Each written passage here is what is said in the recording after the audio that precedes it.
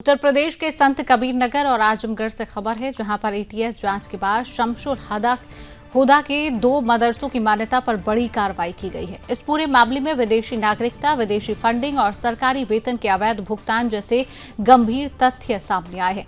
दरअसल मदरसा शिक्षा परिषद ने संत कबीर नगर स्थित मदरसा कुलियातुल बनातिर रजविया नस्बा और आजमगढ़ के मदरसा दारुल उलूम अहले सुन्नत मदरसा अशरफिया मिसबाहुल उलूम मुबारकपुर की मान्यता को तत्काल प्रभाव से निलंबित कर दिया है। परिषद का कहना है कि एटीएस की जांच में मदरसों से जुड़ा शमशुल हुदा की केंद्रीय भूमिका सामने आई है, जिसके बाद यह कार्रवाई की गई। वास्तव में एटीएस की रिपोर्ट में सामने आया कि शमशुल हुदा वर्ष 2007 से ब्रिटेन में रह रहा था।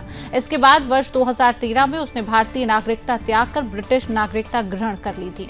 इसके बावजूद वर्ष 2017 तक आजमगढ़ स्थित मदरसे में सहायक अध्यापक के रूप में कार्यरत रहा। इस दौरान उसने सरकारी वेतन लिया और बाद में उन्हें पेंशन का भुगतान भी किया गया। जांच में स्पष्ट हुआ है कि इस पूरे प्रकरण में मदरसा प्रबंधन और संबंधित अधिकारियों की भूमिका संदिग्ध रही है। एटीएस के अनुसार बिना पात्रता और नागरिकता के सरकारी धन का उपयोग किया गया, जो नियमों का सीधा उल्लंघन है। दरअसल जांच में यह भी सामने आया कि शमशुल हुदा खान ने मदरसा संचालन की आड़ में विदेश से धन एकत्र कर भारत भेजा। इसके लिए Kulliyatul Banatir Razviya educational and welfare society और रजा फाउंडेशन जैसे एनजीओ का उपयोग किया गया। विदेशी फंडिंग के इस नेटवर्क में कमीशन खोरी और संदिग्ध लेन देन के प्रमाण भी जांच एजेंसियों को मिले हैं।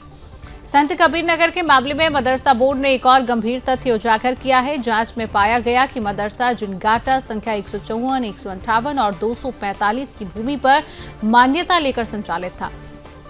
वह भूमि जिलाधिकारी और न्यायालय के आदेश से पहले ही राज्य सरकार में निहित हो चुकी है। इसके बावजूद मदरसा बिना किसी अनुमति के दूसरे भवन में संचालित किया जा रहा था। यह उत्तर प्रदेश अशासकीय अरबी फारसी मदरसा मान्यता नियमावली 2016 का सीधा उल्लंघन है। मदरसा बोर्ड के निर्देश पर संत कबीर नगर में शमशुल हुदा खान के खिलाफ एफआईआर दर्ज कराई जा चुकी है।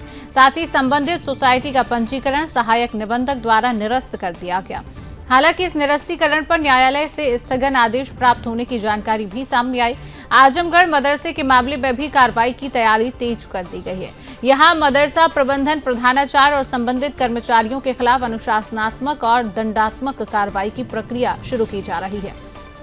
मदरसा शिक्षा परिषद ने साफ शब्दों में कहा कि राज्य की सुरक्षा, सरकारी धन और शैक्षणिक संस्थानों की पारदर्शिता से कोई समझौता नहीं किया जाएगा। परिषद ने यह भी स्पष्ट किया है कि जांच के दायरे में आने वाले अन्य मदरसों और व्यक्तियों पर भी कार्रवाई जारी रहेगी।